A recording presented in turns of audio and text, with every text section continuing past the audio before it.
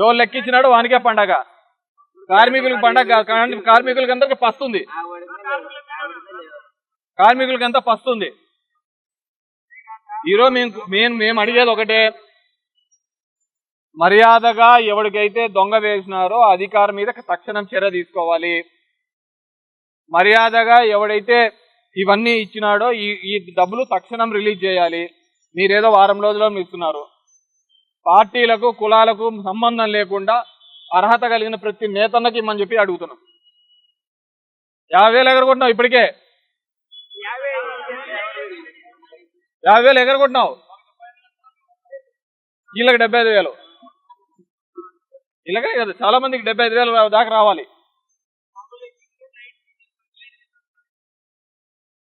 కూడా మీకేం పని ఉంటుంది సచివాలయాల్లో? సచివాలయాల్లో మీరు ఎంటర్ చేసే పని ఏముంటుంది?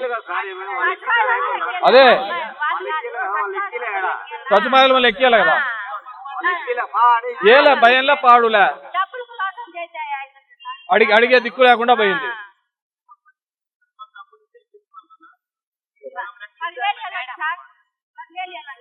ఎవరా మేడం?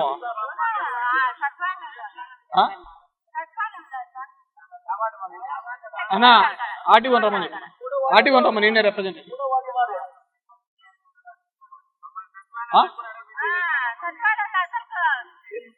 రమ్మని చెప్పు, ఈడ రిప్రజెంట్ చేసి. నేను ఒకటే కోరేది, అధికారులు మీరు తప్పించుకోలేరు. పార్టీలు అటుపోతుంటాయి ఇటు వస్తా ఉంటాయి, కానీ అర్హత కలిగిన వాళ్ళకు మాత్రం చేసినాము, దొంగలు చేసినారు, తప్పించుకున్న దాఖలాలు ఉండకూడదు. నా సంగతి తెలుసు, ఇంతకుముందే చాలా మందిని జైలుకు పంపించిన. ఈ తప్పు చేసిన వాళ్ళు ఖచ్చితంగా జైలుకు పోతారు. ఈ ఎగరగొట్టిన వాళ్ళు ఎవరున్నారో మీ జీతాల నుంచి కట్టేయాల్సి వస్తుంది చెప్తాను. మీ జీతాలు కట్టేయాల్సి వస్తుంది.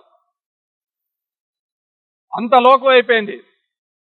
అడిగేవాడు లేడు, చెప్పేవాడు లేడు.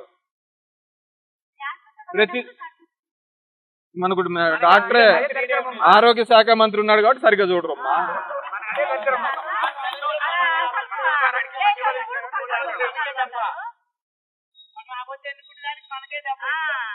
అంత దరిద్రమైన పరిస్థితిలో ఉన్నారు. ఒక కార్మికుడు ఎలా ఉంటాడో మీరే ఆలోచించుకోండి అమ్మా. ఈరోజు యాడికి రకాలు కానీ ఉప్పాడు రకాలు కానీ లేకపోతే అసలు కార్మికులు ఉండేవాళ్ళ చెప్పండి. ఈ ఊర్లో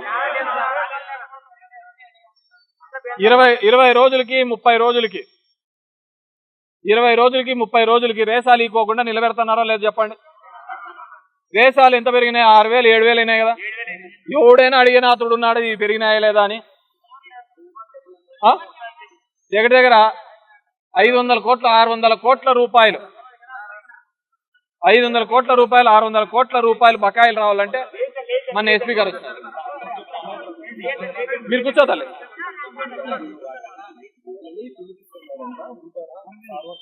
ఎట్లున్నారు ఏడి గారు? సరే కమిషన్ ఆఫీస్ లో ఉన్నారు సార్, అక్కడ కూర్చోబెట్టాను. అంటే మన వాళ్ళు ఇక్కడ కొంతమంది. మీరు కూర్చోండి, మీరు కూర్చోండి. కొంతమంది వచ్చిపోయారు ఇందాక నా దగ్గరికి. వస్తే వాళ్ళందరి కోసమని అక్కడ అందుబాటులో కూర్చోమని చెప్పారు. వాళ్ళు అక్కడ ఉన్నారు. ఎట్లా ఇక్కడికి వస్తారా? వాళ్ళ స్టాఫ్ను పంపిస్తాను.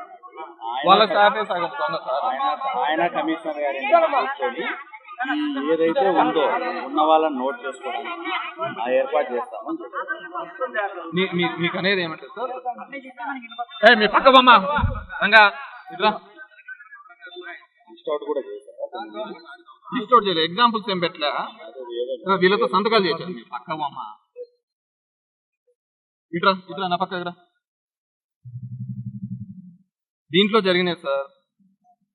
వీళ్ళలో 3 విధాలుగా జరిగింది. వీళ్ళలో ఇచ్చాను చూడండి.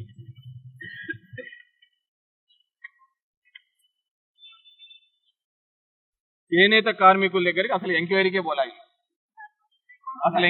పోలే. దీంట్లో మొదట వచ్చిన జీవో ప్రకారము ఉచిత కరెంట్ ఉన్న వాళ్ళకు మాత్రమే ఇస్తామన్నారు.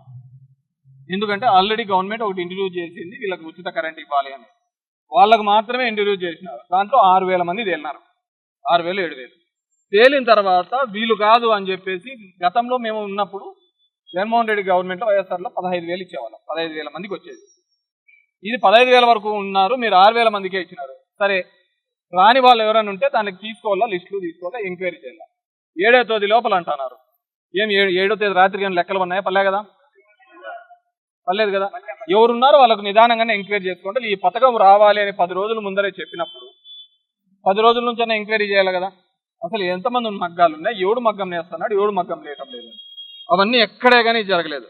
చేనేత కార్మికులను గుర్తించలేదు, మగ్గము చేయలేదు. దీంట్లో రెండోది ఏం జరిగిందంటే వీళ్ళందరూ కూడా సచివాలయ ఉద్యోగస్తులు. వీళ్ళతో మాట్లాడుకో నీకింత నాకింత అని మాట్లాడుకున్నారు, నీకింత నాకింత చేసినారు. దీంట్లో దొంగలవే వచ్చినాయి అన్ని. ఆ కొత్తగా ఎంట్రీ చేసినారు అందరికి, వేరే వాళ్ళందరికీ కూడా వాళ్ళ కడుపాత్రంతో సరే లెక్క నీకని ఊరికనే వచ్చేదే కదా. ఇక్కడ మగ్గ కష్టం చేసేవానికి ఏం రాలే కదా, కష్టం చేసేవానికి రాలే అని చెప్పేసి చేసినారు. సో దీంట్లో ఏడీ హ్యాండ్లూమ్ డిపార్ట్మెంట్ వాళ్ళు ఉన్నారు, సచివాలయ సిబ్బంది ఉన్నారు. జనం ఎవరికి పడిందా ఏంది పడిందా కదా, దీన్ని ఎంక్వైరీ చేయాల్సిన బాధ్యత వాళ్ళది ఉంది, వీళ్ళని చూసుకోవాల్సిన బాధ్యత వాళ్ళందరి మీద ఉంది. సో ఖచ్చితంగా ఇప్పుడు వీళ్ళని అయిపోతాను, వాళ్ళని ఏడీని వాళ్ళని పిలిపియండి, ఇక్కడికే పిలిపియండి, వీళ్ళందరూ ఇక్కడే ఉంటారు, అక్కడ ఉన్న వాళ్ళని కూడా రమ్మనండి, వీళ్ళకి సమాధానం చెప్పి ఎప్పటి లోపల వీళ్ళు వస్తాయి అనేది చెప్పండి. ఇప్పుడు మంత్రి గారేమో 7 రోజుల లోపల వస్తాయని, వీళ్ళు పేర్లు ఉన్నాయో లేదో వీళ్ళకి తెలియటం మామూలుగా జరిగేటప్పుడు ఎట్లుంటుందంటే సార్, ఇవన్నీ కూడా సచివాలయంలో అతికేయాల. ఊరుకున్నాడే అమ్మా, ఊరుకుండండి మా. ఇవన్నీ కూడా మేము కోరుకునేది ఏంటంటే ముందు లిస్టు సచివాలయంలో అతికేయండి. దొంగోడేడో మంచోడేడో వాళ్ళు చెప్తారు, తేలిపోతారు కదా. అవన్నీ దాచిపెట్టాల్సిన అవసరం ఏముంది? అవును, అయినా లిస్టు పెడితే తెలుస్తుంది కదమ్మా. గతంలో ఎప్పుడూ కూడా ఇచ్చిన జీవోలో కూడా సోషల్ ఆడిట్ చేసి సచివాలయంలో డిస్ప్లే చేయమని ఇచ్చినారు. మేము సచివాలయం పెడితే వీళ్ళు స్వర్ణ వార్డులు అని పెట్టి బంగారం వార్డులు అంటే అవి బంగారం తినడానికి ఉన్నాడు కలెక్టర్ సార్. వీళ్ళందరూ రిప్రజెంటేషన్ రమ్మని చెప్పండి సార్. ఇక్కడే మళ్ళీ వీళ్ళందరూ ఆడికి పోయి ఇది రెండో సార్ ఇది పిలిపేయండి. రెండోది మీకు చెప్పాం, అక్కడ పోతున్నాయపల్లి కాలనీ కుంపర్తి కాలనీ, మీరు పుట్టపర్తి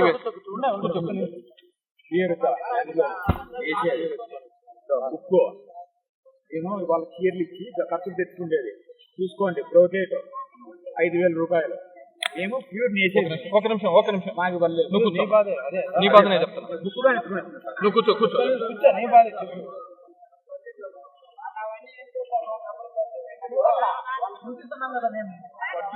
కార్మికులు కూర్చో.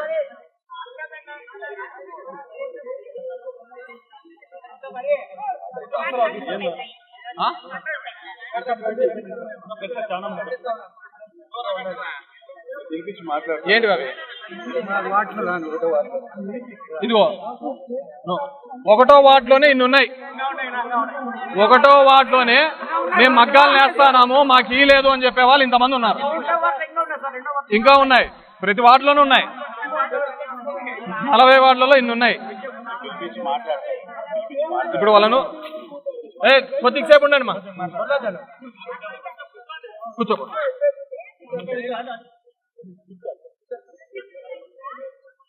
ఆర్టీఓ గారు వచ్చినారు, ఒక నిమిషం ఉండండి మా తల్లి, కూర్చోండి. ఆర్టీఓ గారు వచ్చినారు. పోయిన ఆర్టీఓ లాగా కాదు, మొన్ననే వచ్చినాడు. ఆ ఏడీని ఆఫీసర్ని పిలిపిస్తారు. సార్ మాకు వీళ్ళందరూ ఎవరెవరు మిస్ అయిన వాళ్ళతో పాటి అసలు మీరు ఎవరికి ఇవ్వాలనుకున్నారో ఎవరికి ఇచ్చినారో అది సచివాలయంలో డిస్ప్లే చేయాలి. అకార్డింగ్ టు ద జీవో ప్రకారం వాళ్ళు డిస్ప్లే చేసి తీరాలి. కాబట్టి అవన్నీ కూడా డిస్ప్లే చేయాలని చెప్పేసి కోరుతున్నాం. ఇక్కడ ఉన్న కొంతమందితో మీకు సంతకాలు అదేవిధంగా అప్లికేషన్స్ ఇచ్చినాము. ఇక్కడే ఉంటారు సార్, మీరంతా ఈడే ఉండండి మా. మున్సిపల్ ఆఫీసర్ నుంచి వాళ్ళు ఏడీలో వాళ్ళందరూ వస్తున్నారు. మళ్ళీ నేను పక్క పోతాను, మీరు పోయినారనుకో ఇల్లు పోతారు. అర్థమైందా? మీరందరూ కూర్చోండి, మీరందరూ కూర్చోండి. ఇంకా ఎవరైనా రానోళ్ళు ఉంటే రమ్మనండి.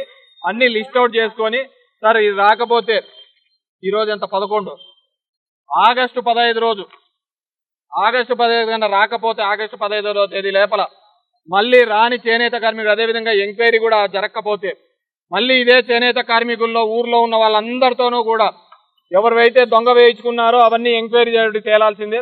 ఎవరైతే నిజంగా ఉన్నారో అర్హత అందుకు లేకపోతే అదే స్వతంత్రం దినోత్సవం రోజు మా అందరి స్వతంత్రం కోసం ఈ చేనేత కార్మికులందరితో కూడా మేము ర్యాలీ చేయాల్సి ఖచ్చితంగా ఈ చేనేత కార్మికులందరితో కూడా ఈసారి ఇట్లా పురుగుల డబ్బా పెట్టుకొని కూర్చుంటాం. మీరు చెప్తాను మళ్ళీ మీరు ఆగస్టు 15 లోపల దీనికి ఒక సొల్యూషన్ దొంగను బయట పెట్టాలి. నిజమైన కార్మికునికి రాకపోతే అదే స్వతంత్ర దినోత్సవం రోజు ఇక్కడ పురుగుల డబ్బాతో అందరం కూడా కూర్చుంటామని చెప్పేసి తెలియజేసుకుంటూ మా అందరికీ న్యాయం జరగాలని చెప్పేసి కోరుకుంటున్నాం. Thank you.